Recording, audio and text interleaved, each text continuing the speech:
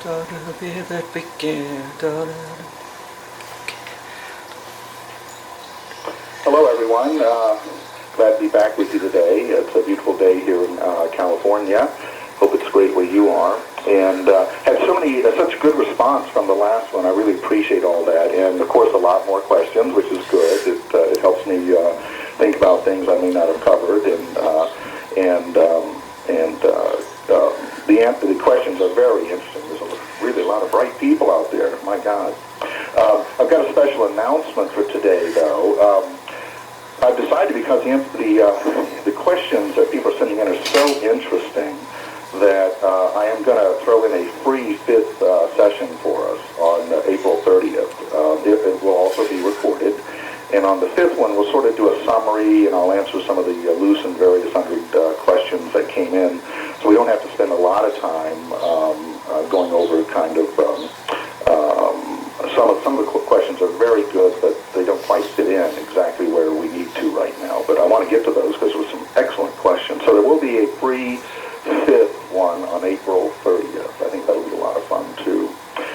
So let's get started. I'd like to say something important to start out this session, and that is about the near-death phenomenon. And it's all about the natural order of things in evolution. It's interesting. Some people call it synchronicity. I call it very natural sequences that happen. And it's all even synchronicity is very natural to me. And what's interesting about the near-death phenomenon that a lot of people haven't picked up on is it's perfect for our time because, as I said in the first one, we're in the baby boom generation, which is the largest population human population the Earth has ever known, and probably will ever know. And between 2020 and 2060, I call it the Great Transition Period. It'll be the biggest transition the Earth has ever seen of human beings, and all natural occurrences, just aging and things like that. So it's huge. It's huge what we're going through. And I'm 64, so I'm on this boat too. I'm going right through it. And the younger people listening are witnesses to this, and it'd be great if they were witnesses to the phenomenon that is happening and about to happen. But what's interesting about synchronicity and timing in the universe and on planet Earth is that in the natural order of the evolution of consciousness on this planet, the modern NDE awareness preceded by decades the population boom and the great mass transition of the human population. And isn't that interesting that it's all, you can say the Earth knew it. I think Gaia, the Earth, and the universe is beyond intelligence. Intelligence is only one band on the rainbow. But it's fascinating to be aware of that because right when we're getting ready, and I'll read this one more time, in the natural order of evolution of consciousness, the modern NDE awareness preceded by decades the population boom and what's coming up, the great mass transition of human population. Isn't it like, all through history, there's been these examples of whenever there are big deals to deal with, crises, disasters, or other things, there seems an answer pops up. It's incredible. That has been our pattern all through history. Our pattern has never been total annihilation or anything like that. No Armageddons of that kind. The actual pattern of the human race is transcendence. We've always transcended whatever the universe and climates and all that have thrown at us. So our real pattern in us, in our DNA, is transcendence. Now, what's interesting is that think of all the people in the preceding decades who have had NDEs, no matter whether they had religious ones or non-religious ones. I kind of take that out of the equation. What are they really telling us? They've come back as sort of pathfinders, pioneers that have gone ahead of us. And the one thing they tell us, if you take away the religion and all that kind of thing, is that there is no death. There's no permanent death at all. And that's what we need to hear right now, and it's true. And even the quantum physics of it is solid. There's so many websites on the quantum physics of the near-death experience and of reincarnation. I believe I was one of the first back in the early 80s to talk of it that way. I presented many talks over the last 3 decades with those very subjects. So it's interesting that this has come forefront now. So we can look at all of the near-deathers that have preceded us by decades as the pathfinders, a marvelous thing. When I was with the light, one of my visitations, the light told me that the near-death phenomenon would go huge in the world, and it has through the internet and technologies. I was told right around turn of the century, which was 2000, it would really start hitting everywhere, and it has. Right on time, too, if you ask me, because there are a lot of people struggling with this question, what's next, what's next? You know, you can live your life and think, what's next, and or never think that. I'll give you an example. For me, I inherited my mother's disease, which was collecting. My mother collected, and I became a collector. And many people say that my homes I've had have looked like museums. and I reached this point in my life where I spent a life collecting, and now I'm looking around going, who can I give this to? It's time for it all to go. My period of collecting is over. My legacy time has come, and I'm no longer interested in most of these things that I've ever collected. Although they were fun collecting, and I got a lot of joy out of them, I'm actually looking around for people to give these things to. So I may even put it up on my website at some point. Here's my objects. Send me a little letter about what you think about them. If I had a yard sale, it would be more like a wizard's yard sale. It'd be a pretty strange yard sale. So, but this is the great change in our lives now, and it feels good actually. My collections of things have become weighty to me, and I know a lot of people are feeling that way. I think the phrase is, and I'm using the phrase, is I want to go Zen now. I want to go very Zen about everything, and so it's amazing how this affects all of us in our individual ways. Now, what I'd like to start with is a couple of questions, and then we're going to get into the meat of this session.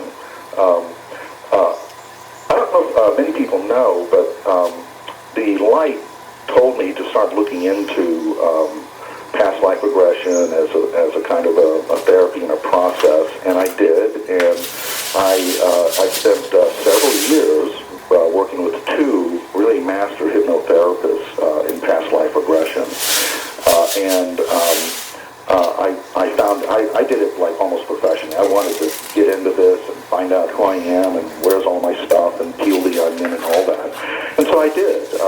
I got on it, and it only took a couple of years. I didn't do it every day, but it only took a couple of years to really sort through what I'm about here, and then I became certified as a clinical hypnotherapist, same school as Deepak Chopra, and for 15 years after that, my specialty was past life regression hypnotically, and that's all I'll say about that right now, because I really want to get into that in the third session about past life regression, future progressions, because I learned a lot in that period, fascinating period of my life. I just don't have time to do it professionally anymore, so I'm kind of miss it in a way. But so I'm well steeped in someone who has done his work on himself first, and then started trying to help others in any way that I could. So that was kind of my path into all of this.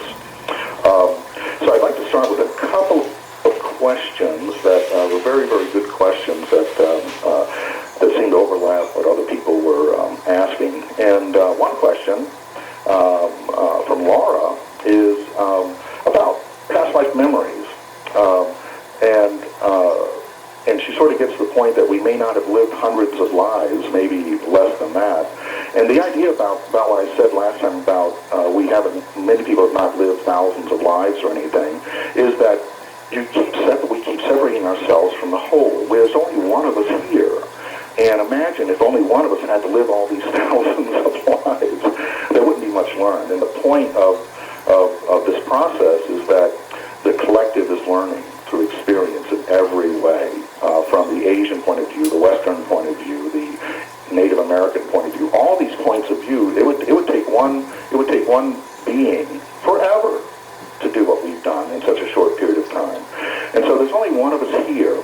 And so it is our collective experience that adds up. So maybe I only had 10 or 12 lives, but there's billions of people that have had at least that many, and it all adds up. And now that we can talk over the internet and through media and technology, we can share this knowledge like never before on planet Earth. So we have to stop looking at ourselves as just single individuals that if I don't get it, nobody else gets it, and those kind of things. But I can tell you, here's what the light has taught me about this particular question, and that is collective memories. And are we remembering other people's lives or other things? And there are children that come in who seem to know places, events, and details of past lives, and wonderful stuff, and more are being documented every day. But here's what the light taught me about that on what memories are there. And this is why when I get into the third session, I will go into this in quite some detail to see how to sort this out, but this is not the time for it. But the idea is that it's very, very easy to collect memories. We're very magnetic beings, and our subconscious remembers everything that happens to us. We see, breathe, it remembers all of that. And how this overlaps, and like that onion I was talking about, where we're the kind of the pearl in the center of the onion, it really, so are these my memories or somebody else's memories, or what are they? Well, it depends on how the impression or forceful or graphic the event was in that life. You may have literally, personally experienced this, but to the subconscious, which thinks different than the conscious mind, to the subconscious, if you were a witness to a very graphic incident, a forceful incident, an incident with high impressive energy, war, all of that, that's happened, rape, pillage, and plunder, all of that stuff that's happened in the past. If you were a witness, and depending on your age and depending on how it affected you, this could certainly become a part of your memory as if you were there.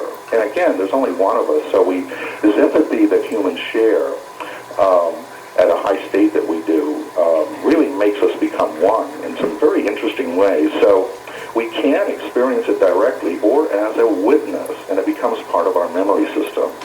And that's why the type of past life regression work that I developed and worked with was focused on kind of sorting that out.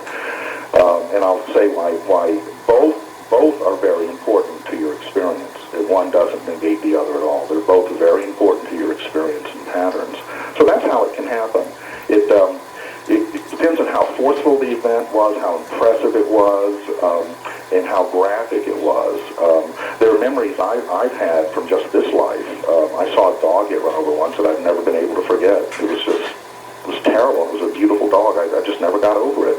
And I think all of us have things like that. The same thing with reading books like the Bible and other very impressive books or plays that people have seen. They become part of you. I'll give you an example. The phenomenon of stigmata, that's where people that have the bleeding hands and feet and stuff, like the nails that were in Christ on the crucifixion. Great research has been done on this. I don't know if people are aware of that. There's been some really good research done on stigmatas. And it's usually among young people, and they tend to get over it at a certain age as they get older into their 20s and 30s, although there have been some that have had stigmatas all their life. But normally speaking, it goes away, and it's with younger people. And in every case they checked out, it's someone that has so personally identified with the passion story of Jesus, the torture, the brutality that supposedly happened to him, that they completely identified with that and manifest stigmatas. That's how powerful all this can be. They weren't there, but we have this ability to identify so incredibly deep sometimes that it can cause things like that. So very interesting how things like that come. I'll go into some detail about that, because that was one of the things I loved to do when I was in doing past life regressions, was work this out with people. I'll give you an example of that, just a quick little example. We do inherit many of our life stories from our families, telling the stories over and over again when we're young. I mean, we inherit stories whether we're from that family or not in reincarnation, and I'll kind of get into that today. But I remember when I was doing past life regression work, a man came in, and his only question was, he wasn't very spiritual or anything. He seemed like an average guy, not the type actually that would want a regression, but he'd heard about me, and he came in and he said, I only have one question, there's only one thing I want to look at. And I said, what was that? He said, I know that when I was young, I saw the face of God, and I can never forget it. I can never get this out of my head when I was a child, when I was a baby. And it's my earliest memory, and I can never forget it. And I said, well, let's look into it. So we did. He was actually an easy one.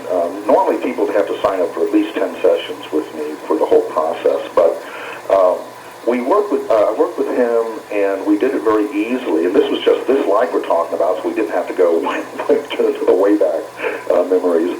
So he was a good hypnotic subject. He went under, and we gently got to this point of him looking at the face of God. And I said, now, look around and tell me where you are. What's going on? And here's what happened. He had just a few days earlier been brought home from the hospital, and all the neighbors and family and everybody was visiting the baby. And they had the baby in the nursery, in the crib, and people would come in and look at the baby and all this kind of thing. You know how people do. It's time to see the new baby, and make funny faces at it and everything. And what happened is that one day, one of their friends, a male, was looking at, everyone had left the room, and he was looking at the baby, the cute baby, and he got this weird idea. Parents and adults do this to children. He got this weird idea. He put his face as close as he could to the baby's face and said, "You're looking at the face of God," and then left the room. but the baby never forgot this. It was so impressive. So things like that can happen, and doing a layer kind of past life regression, you can actually get back to, it's very interesting what you can find out about these sort of situations. So what I want to talk about first is reincarnation among families, and that's an ancient thing, of course. In ancient times, and up to fairly recently, actually, and still in some parts of the world, the reincarnation is a multi-leveled and multi-redundant process. The universe doesn't put all its eggs in one basket at all. Neither does your body. Neither does probably anything in this universe puts everything in one basket. So the first and foremost thing that Guy is interested in, and we have to stop being very chauvinistic about our human ways, that we're different than everything else.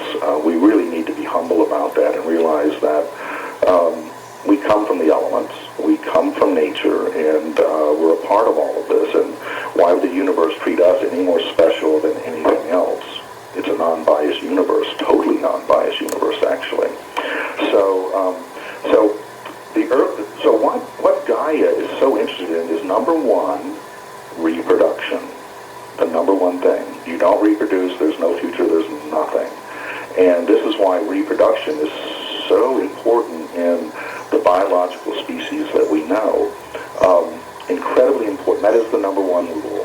Reproduce, reproduce, reproduce. And that is still the primary goal of making babies, is to reproduce. And that the side effect of that, interestingly enough, the side effect of that is consciousness. It is collective consciousness. It's fascinating what that evolves into. It's a natural outcome. So reincarnation is a natural outcome of the universe. It's what the universe does the most. It's what and we humans, and what we humans do with this is really up to us after that. It's like, the universe and the planet made the laws of aerodynamics. What you do with those are up to you. The light, your gods, whatever you want to call them, don't seem to restrict you on anything about flying if you know how to fly. That means, remember those old films where, and I love them, the old films before people understood the laws of aerodynamics and the contraptions. We could look at them now and say, that's not going to fly, that guy's going to crash. Those funny, weird black and white films, thinking, what were they thinking? That's never going to fly. But once we evolved enough through collective intelligence and came up with science and understood the laws of aerodynamics, well, then we could fly in so many numerous ways. I mean, from hang gliders to jets to rockets. It's astounding once we understood the law of aerodynamics. But the universe doesn't limit you, because the law of aerodynamics worked for you and me It worked for Adolf Hitler. It worked for Joseph Stalin.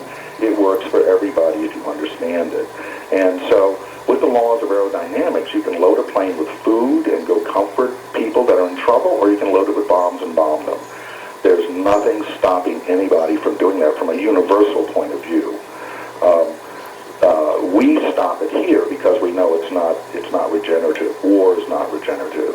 Killing each other is not regenerative. There's no future in that, really. There never has been. And so we make these, we decided we want to live, and so we're going to outlaw war, and we're going to go after all the people that are supposedly trying to kill us. That's been misshapen, of course, many times through history when we weren't being threatened at all. But generally speaking, that's how it works. And so, so there's reproduction as number one. Number two is race mixing and culture mixing. It's been the number one thing that Gaia has been trying to get off the ground and promoting ever since day one. Interbreeding is hybrid vigor to the system, hybrid vigor that makes us all stronger and stronger. And forgive me for saying this if this rubs some people the wrong way, but sometimes I just have to say things, and that is that if you think you're so special, you're the chosen ones, that separates you from the rest of Gaia. Dangerous intellectual concept. I'll give you an example, and just check this out for yourself. Look at who has the most enemies on planet Earth, and historically so, and that is people who think they're the chosen ones, who will not breed or culturally mix with the rest of us. A lot of enemies come along to break them up and integrate them. It's one of those facts of Gaia, and it keeps things moving. What if King Tut had lived forever? I mean, we would still be, slaves, basically. So this is one of the primaries. Now, the other part about reincarnation is this, and it's like, I call it bloodline reincarnation.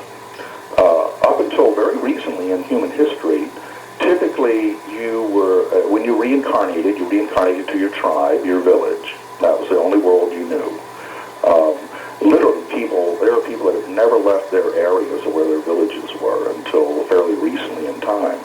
And so this was called bloodline reincarnation. You come in through your bloodlines, and it's a repeated thing. And some cultures have actually made this soul slavery by having lots of babies to get wealthier and have more workers for you.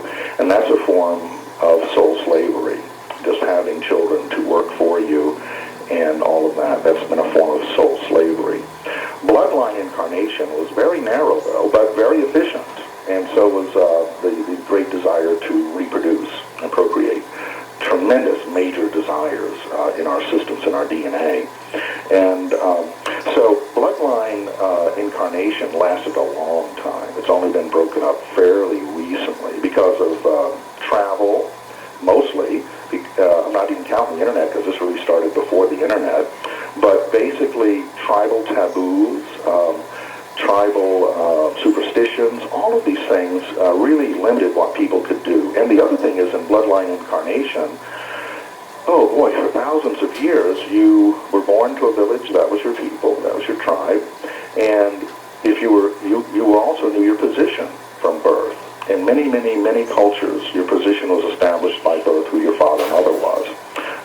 And that means that, just a simple example, if you were the fisherman, that was your job for the village. And your father did it, his father did it, and that whole story, my father did all this.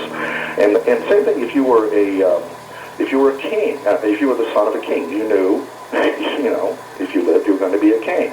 And you were kind of limited to just that. And there have been many characters, and even a few Dalai Lamas in the past that have not wished to be a king or a Dalai Lama in history, but they had to be. It was they were stuck in these patterns.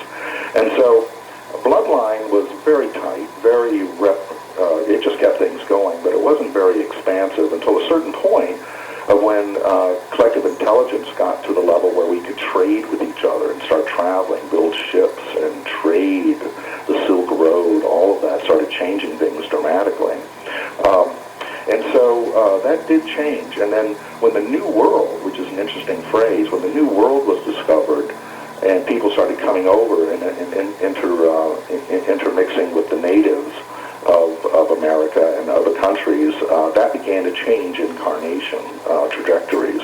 And as I said in the first session, that everything evolves. The universe is evolving. The form, reincarnation keeps evolving and will change and adapt as we do. It's not locked in stone how reincarnation works. In fact, it's in the fourth session I'm going to tell you what's next in reincarnation, which is fascinating. But right now, so bloodlines were starting to be broke up.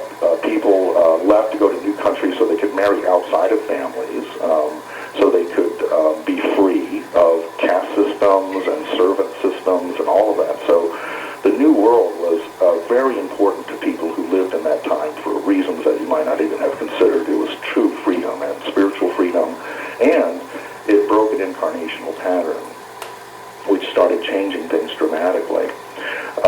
And that has evolved to a very high state today. Pretty much today, there's still tribal systems and caste systems, of course, but a good majority of the planet now is free to incarnate wherever you want. Isn't that interesting? So the two things to understand about the way incarnation is today, and has been, but I'll put it in modern terms. There's a new phase of it. When two people get married, and this is the metaphor for it, when two people get married, they bring two families together, don't they? They bring two bloodlines together, don't they? Now, as some of you know, sometimes these families don't get along at all. I've seen that. And so two people are in love, they get married, they bring two bloodlines together with all the inherent genetic karma that comes, because genetics is also a form of karma. There are certain diseases like alcoholism and other things that can be developed by a family if it's in the family long enough. It's a gene marker. And so there is a certain karmic inheritance that we get as we go along. But what people haven't thought about, the light showed me, is that not only are you bringing two families together who may or may not get along, you're bringing two bloodlines together which may or may not be actually genetically good for each other, but you're also bringing two incarnational lines together, because the mother has an incarnational history and the father has an incarnational history. And when you bring this together, these incarnational patterns may or may not get along at all once you start having children.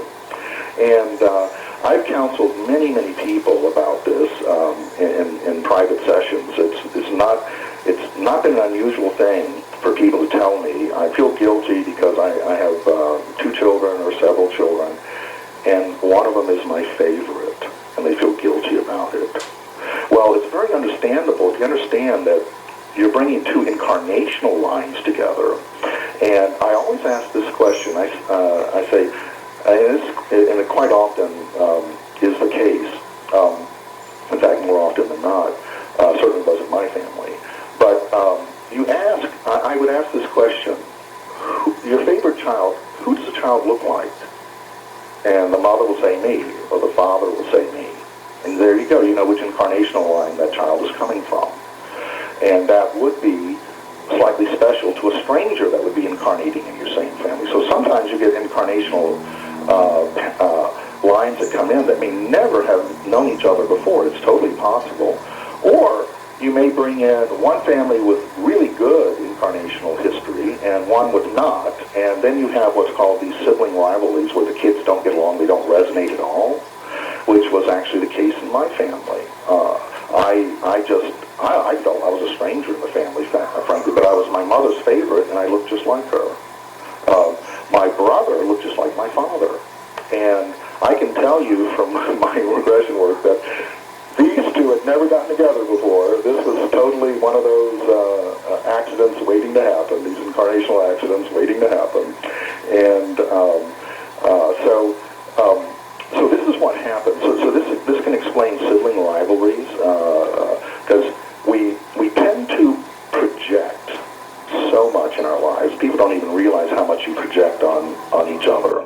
We project on each other all the time.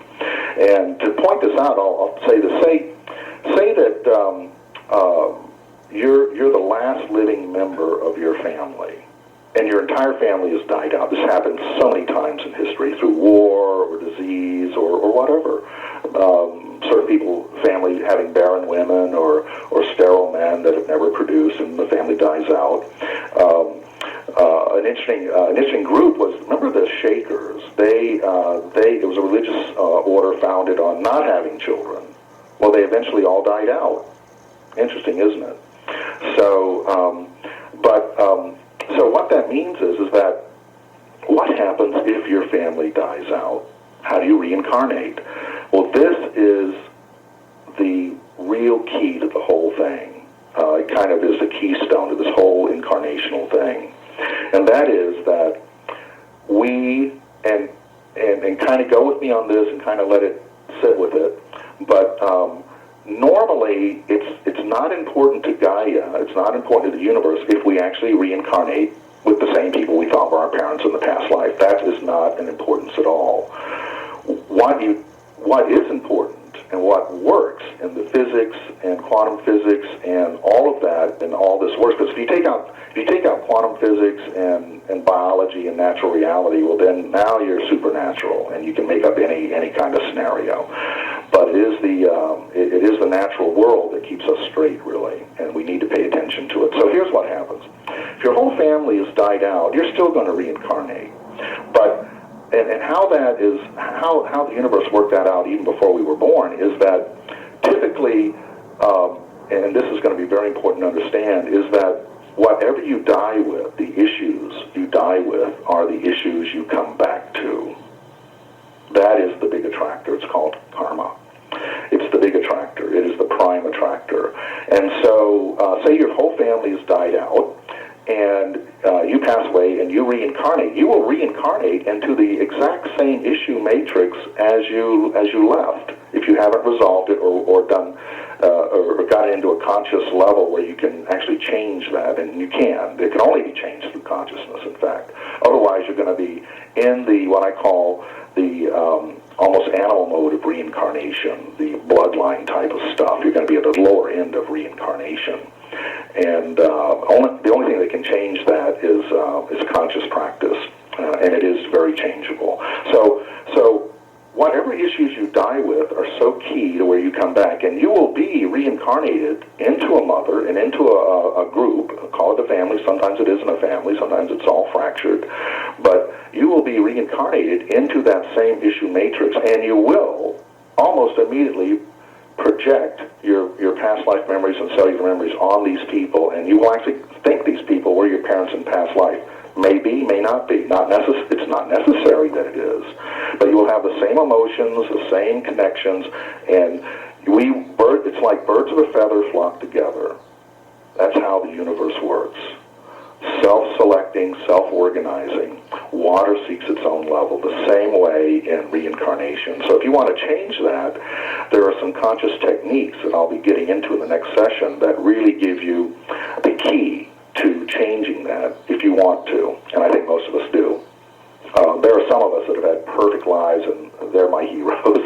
I have actually known people like that, and I love being around them, but not my family. But so this is what happens. It's the issue matrix you die with. So it's so important that you process. You find out what the heck is your issue matrix to begin with. Most of us are kind of aware of it by now anyway. It comes along. But on the other hand,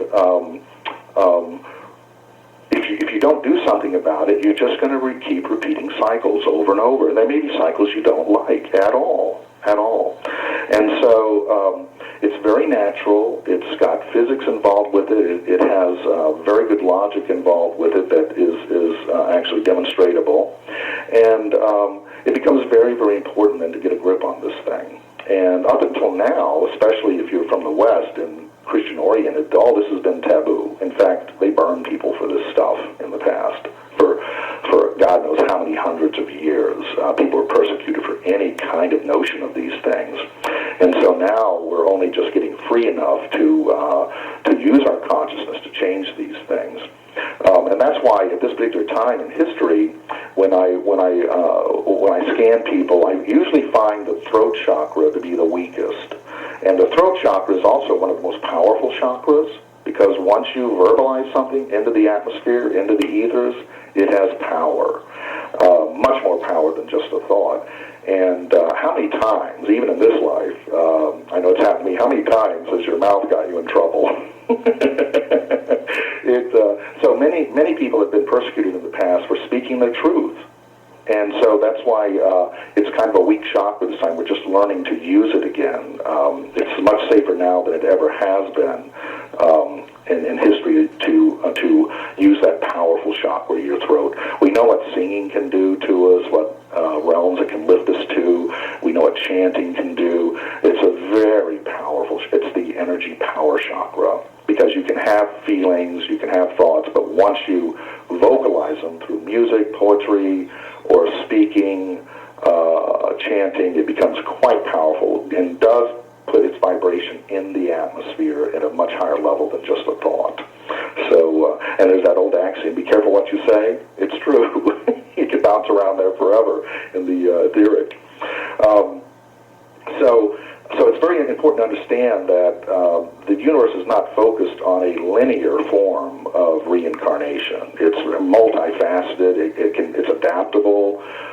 If your family dies out, there's another way to come in, and all of this sort of thing.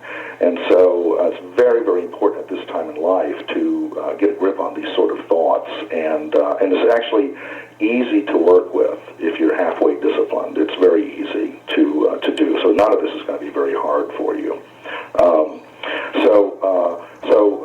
I'll move on here to the next question, because I will go over today because I want to finish what I have to say here. Okay, that one. Okay. Here we go. This is an interesting one I get, and I just thought I'd toss it in today. There are a lot of people that ask the same question, and it's, why do some experience horrific, unimaginable kinds of suffering? Is it to learn lessons, compassion, balance, karma, unthinkable sufferings that humanity goes through? Well, again, that comes from a human chauvinistic point of view. Much more, if you want to think of it as unthinkable suffering and all that, much more of that goes on in nature itself, in the jungle, when animals hunt each other, even at the bacterial level. It's pretty darn brutal. And so we only think of human suffering. It's just, I used to not be able to watch nature films till after my near-death experience, when a young baby gazelle would be ripped apart by lions and be ate alive while it was alive. That used to really get me. And that is some of the things I've discussed with the light and have gotten answers that I'm satisfied with. And the first thing is that we're part of nature. And the good news here is that in the human system, there's far less of this unthinkable suffering going on than any other system on the planet. Any other system on the planet. Humans, and this may be a stretch for some of you, humans are the most graceful beings on this planet. That may just shock some of you to hear that. But I would rather be with humans than one night in the jungle naked. I wouldn't stand a chance. In human society, I would stand a pretty good chance of surviving and even thriving. Humans have brought a grace into this planet that's almost unimaginable, and our grace is spreading, and we're just getting up and running. Our grace spreads to animals and nature too. There's so many people on the planet that want to treat animals good, that do, and there's so many people that want to treat nature good and do. To a storm, it doesn't matter. A storm will just take out a forest, if that's the energy of it. Humans are trying to preserve things in very interesting ways, and have come up with very interesting concepts of grace. I'll give you an example. The concept of retirement. That only exists in the human system. In the rest of nature, retirement is death, being ate. So, and then compassion, charity, astounding concept. And charity as we know it has only been around since around the 1850s and is progressing quite rapidly, and there are more philanthropists on the planet now than ever before in history. There's so much good going on that when someone tells me they don't know about this, I go, you're just not even trying. You're not even trying, because it's all right there. Just, look it up. Look up charity and philanthropy. Although some charities and philanthropies can be wasteful, don't nitpick it, but it's a great concept that's just begun, and it's a little less than 100 and some years old, and it's getting better all the time. So humans are the most graceful beings on this planet, and we are loved because of that. Most people love plants, and your plants know it. Most people love your animals, and your animals know that. And we protect our animals, and we protect our plants, and now we're protecting the environment. It's just a beautiful thing. And so we have to look at this unspeakable suffering a little differently, because it isn't what you think it is. And although I don't want any human to suffer, and I'm sad when it does, I'm proactive about it. I do this. I've watched so many people that when you're driving or at home and an ambulance goes by, you just look at it and say nothing or do nothing. Or some people go, oh. What I try to get people to do is when you see an ambulance going by, bless it, send energy to that immediately. Be proactive. Start blessing everything you see. Start blessing everything you speak. Start blessing everything you hear. Bless it all. And be proactive about it. Just don't be passive. Passive is nothing. It adds nothing. And so this is the kind of grace that humans bring to this planet. So we'll sit with that for a second. Anyway, now we get on to this. This is going to be fascinating. And I will go over. It looks like great. Okay, now we're talking about I want to talk about relationships, and here we go. Number of papers here. Here we go. I want to talk about relationships, karma, and reincarnation. What's interesting is that from even ancient concepts to modern concepts of physics, the universe is a very sticky place. The universe is very sticky. Everything sticks together in one way or another in this universe. Gravity, atoms, molecules, solar systems stick together. Your body sticks together, usually very well, doesn't it? And so we also have things like ionic attraction. This is how planets are formed. This all started out as dust, something thinner than cigarette smoke or incense smoke. And the ionic attraction of light particles to each other began forming larger particles, and they ended up forming planets and all sorts of things.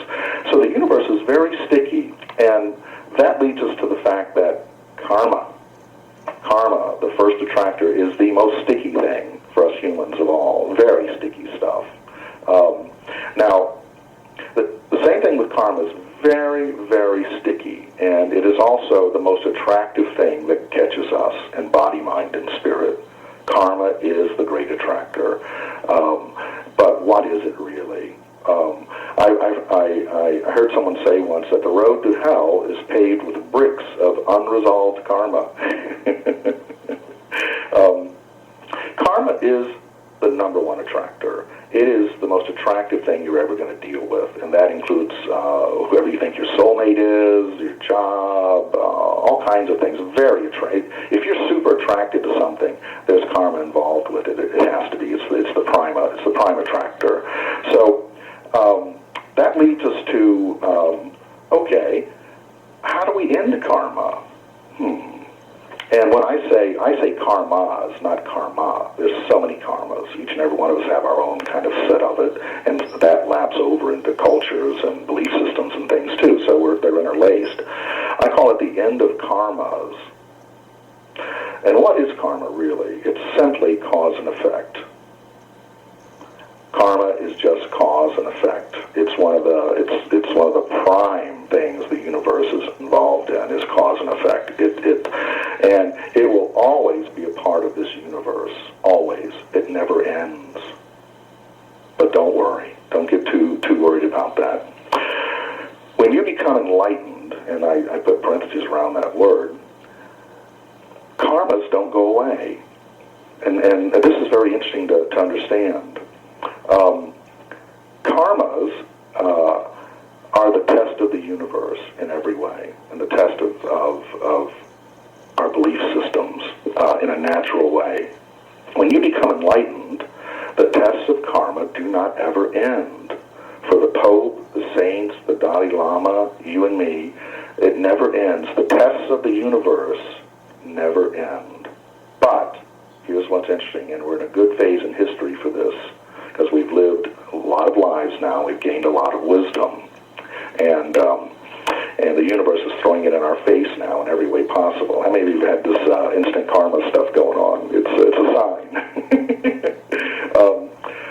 What's interesting about this is that karma never really ends, but you get better and better at the tests until you master the test at every level, which of course is endless.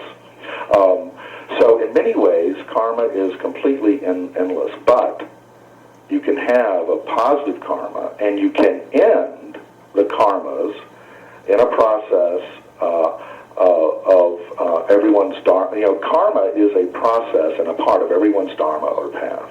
It's going to be there, and it never goes away. Why would it go away just because you became enlightened? The whole universe is going to change just because of you, just because you're the Dalai Lama, or just because you're the Pope, or just because, you know, you're holier than thou, or whatever. No, it keeps us all straight. So the karmas never go. I can't imagine some of the tests the Dalai Lama is still going through, or even the Pope, or even other enlightened beings I know. They all seem to be tested. So the sign of enlightenment is not perfection. In fact, I now know that perfection is not a good thing in the universe. The universe doesn't respect perfection. Perfection, if you look at any explanation of perfection, it becomes fragile, breaks easy. What the universe loves is hybrid vigor. It loves beings that can take a licking and keep on ticking, so to speak, regenerate, repair, reincarnate.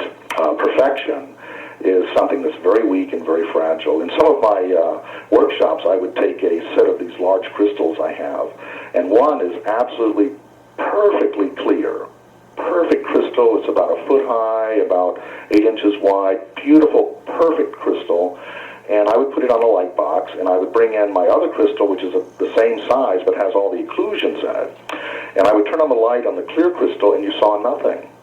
It was nothing. It wasn't even pretty. The light box the light box was a waste on it. Light was a waste on that one. But you turn the light on the one that has all the occlusions and the cracks and all the imperfections, and it becomes stunningly beautiful. Stunningly beautiful. So kind of look at your imperfections, your cracks and your occlusions, and sort of that light.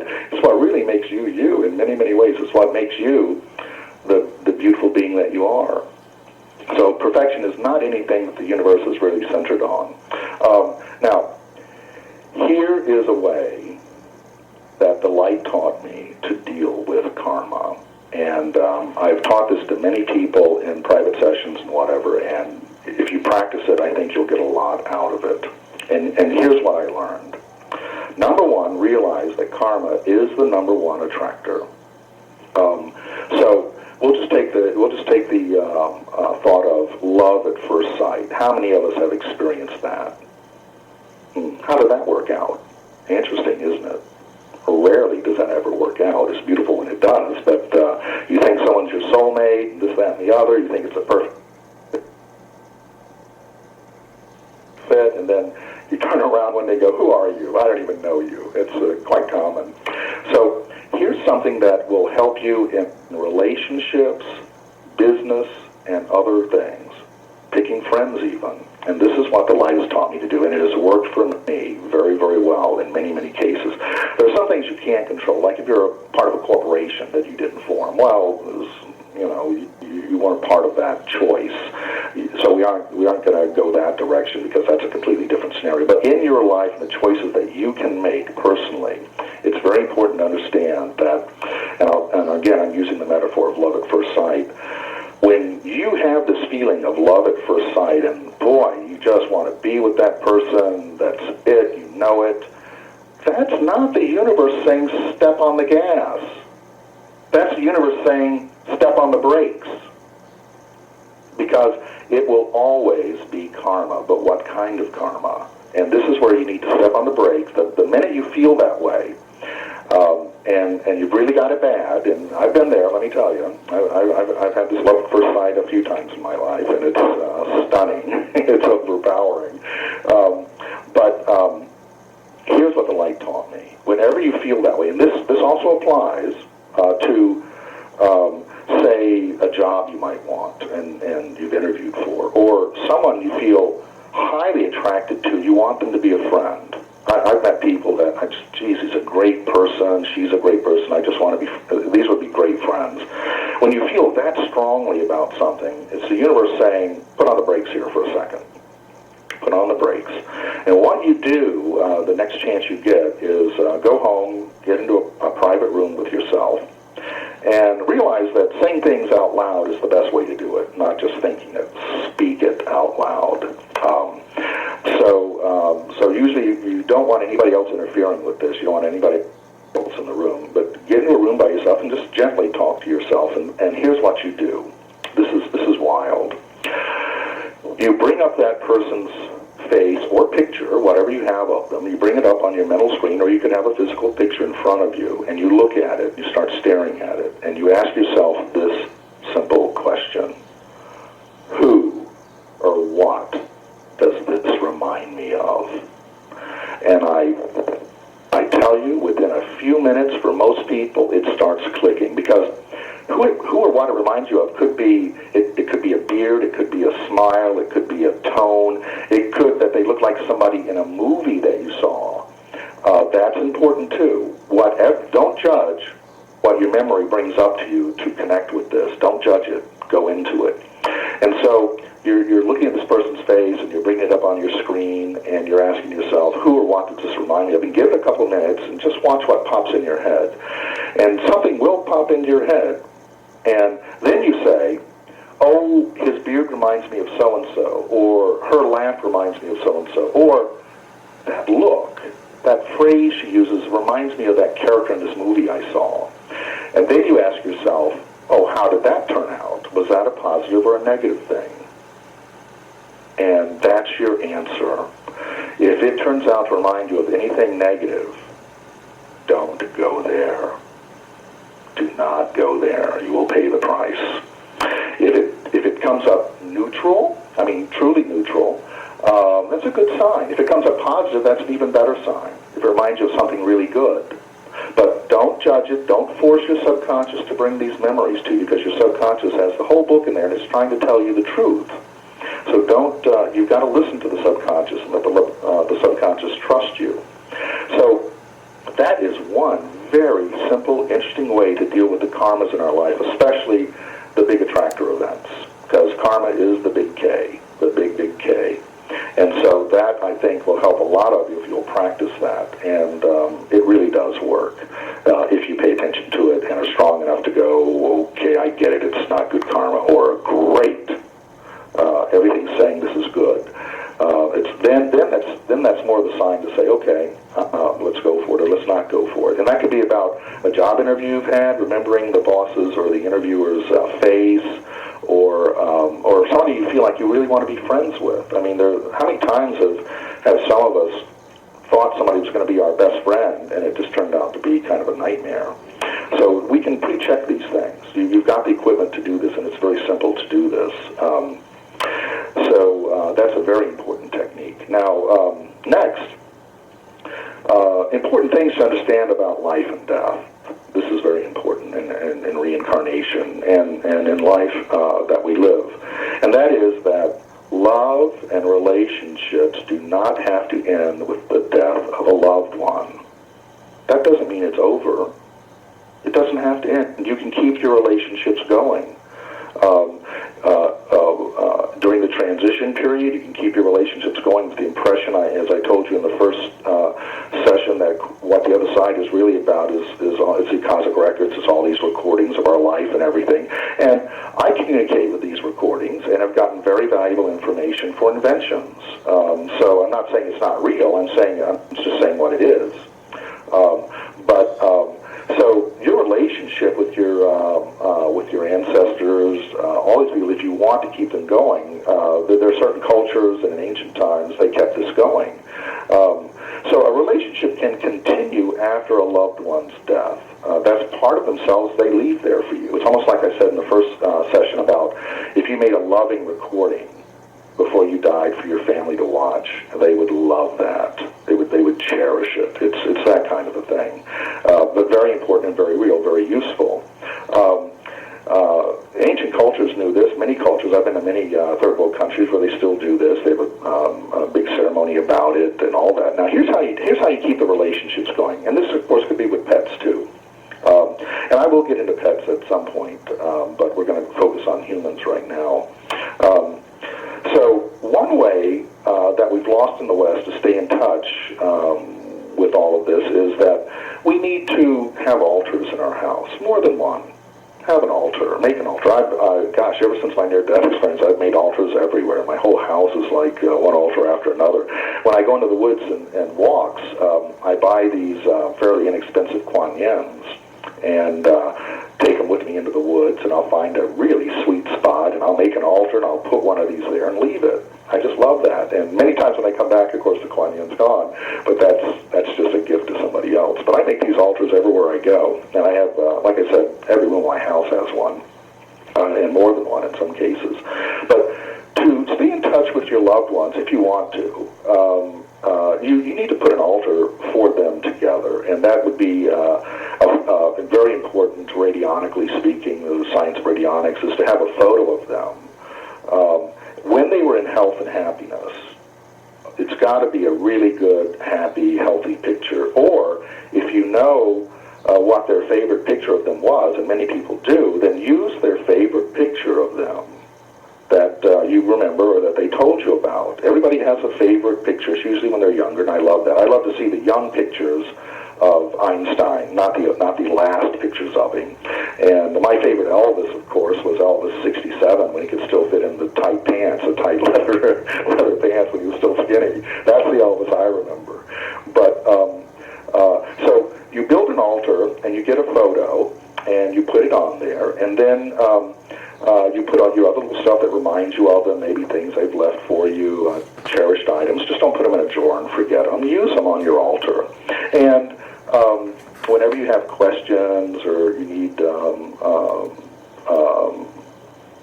love, and all that, this can be activated. The altars are very important as ceremonial and as connection. Now, when you have the altar, you want to remember their birthdays. That's always important, to remember their birthdays. And on my mother's birthday, now my mother loved coffee. She could have a cup of coffee before she went to bed. But she also smoked. She was a horrible chain smoker, and it did kill her in the end.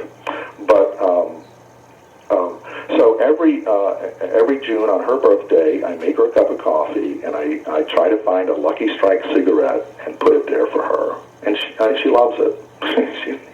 She loves it. So things like that are very important. Father's Day, Mother's Day, I celebrate, and for me, Father's Day and Mother's Day is like the universal Father and Mother's Day too. All mothers on earth, all fathers on earth, Mother Earth, Father, Son. And I do celebrate them on Father's Day and Mother's Day. Just it makes it easier. And so this is very important to stay. If you want to stay in touch and communicate, you can communicate with them.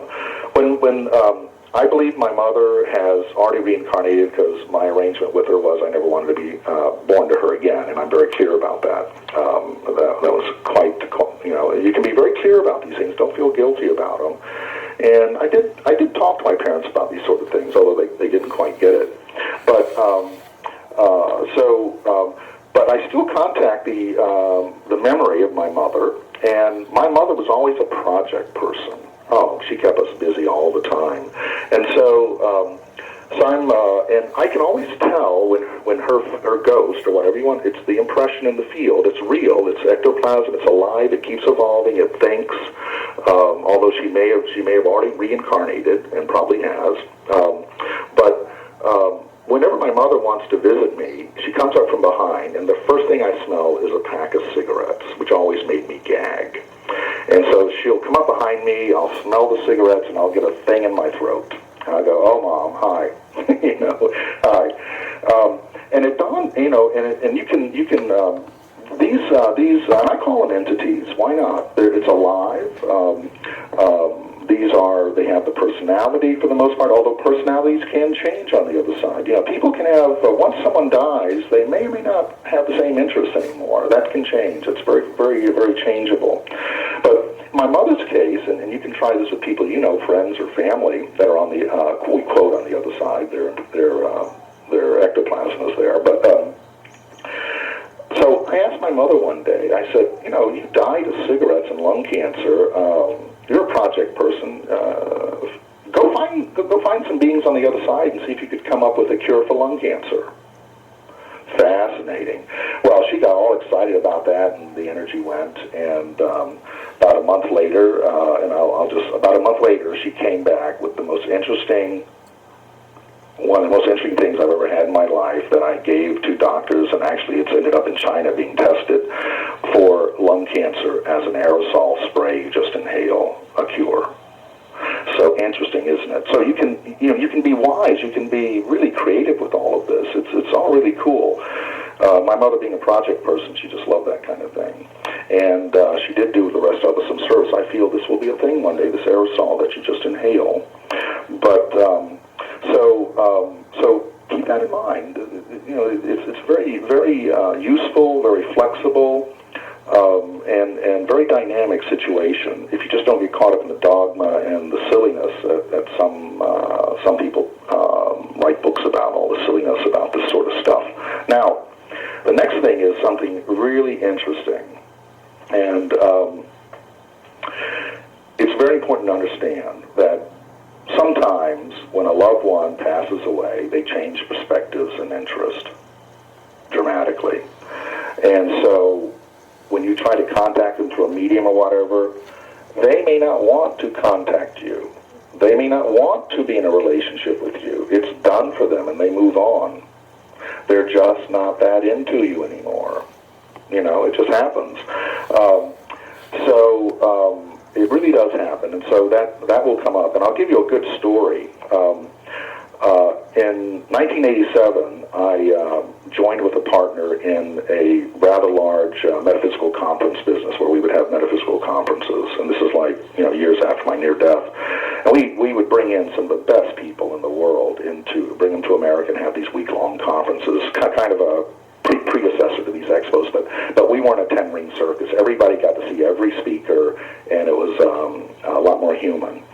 And but here's an interesting story about that. We every year we bring in this great guy, Bill Landis from England. He was a phenomenal in supposedly contacting the dead. He was also one of the masters of precognition I've ever seen, and that's another story. But and I actually have this on film because we filmed every speaker that we ever brought in. And so Bill was doing his thing in the ballroom one evening and contacting, people's relatives and whatever. And this woman stood up and she asked her to contact, she said the name. And Bill tunes in. He gets a funny look on his face. And Bill says, he doesn't really want to speak to you. And she went off on him. She started arguing with the spirit through Bill, saying, "That's the way it was in life. He never listened to me. He never listened." Bill said, "I'm not going to be the medium for this argument. He just doesn't want to speak to you." She probably nagged him to death, so to speak. So that can happen. We've learned a very good technique. We've gone over some important groundwork leading to, I feel, the third session is we're going to really get down into some really deep stuff. We're getting deeper with each session, and some of the questions you've sent in are fantastic. And so somehow I've managed. I could go on forever, but I've sort of managed to stay on schedule. But this is a lot to digest, and of course. Listen to it on the replays. You always get much more out of it than live, I find. So what I'd like to do next is two things. First, I'd like to read you a poem that written by the ancient poet Mellen Thomas.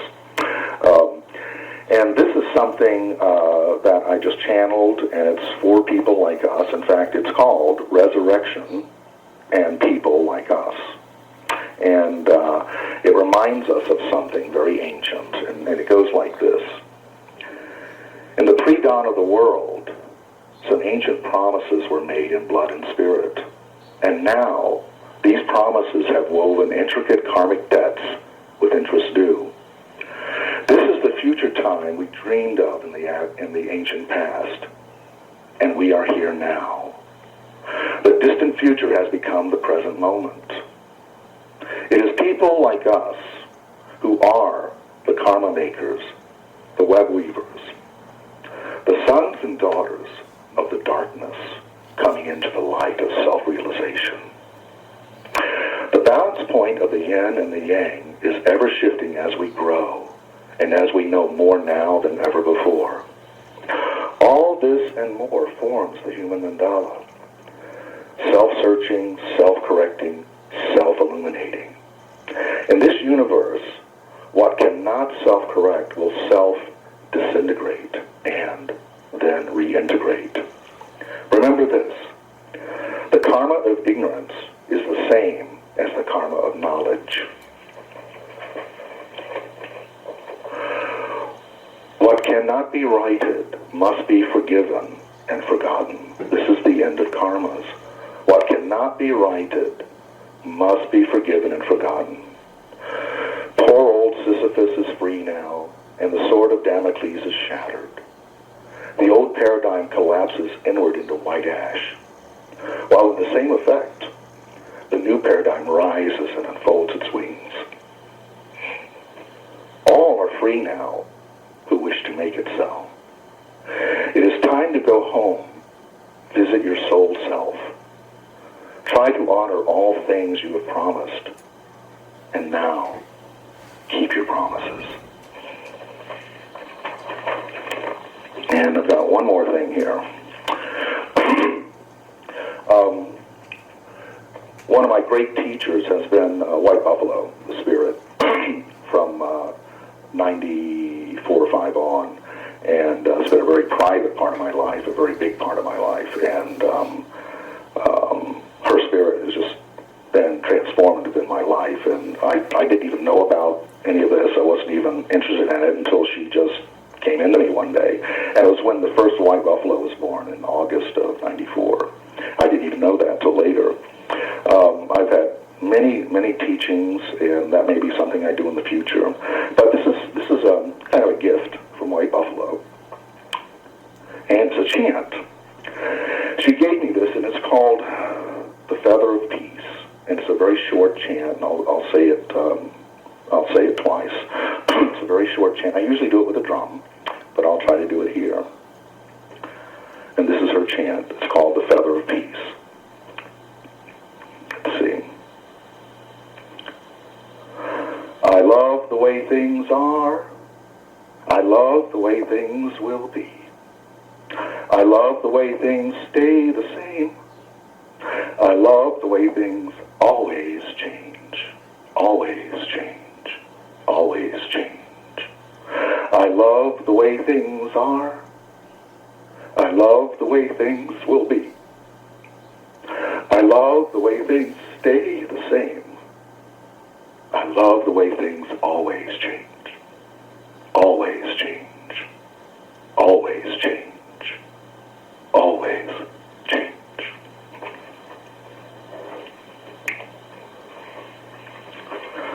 Well, there we go. It's just real joy for me to start doing this kind of work with you. I knew I'd be doing this kind of work at this age in my life, and it's just a real joy for me to share all of this, and I hope you get a little bit from it. So anyway, bless you all, and thank you, and may the light of life bless you in all ways and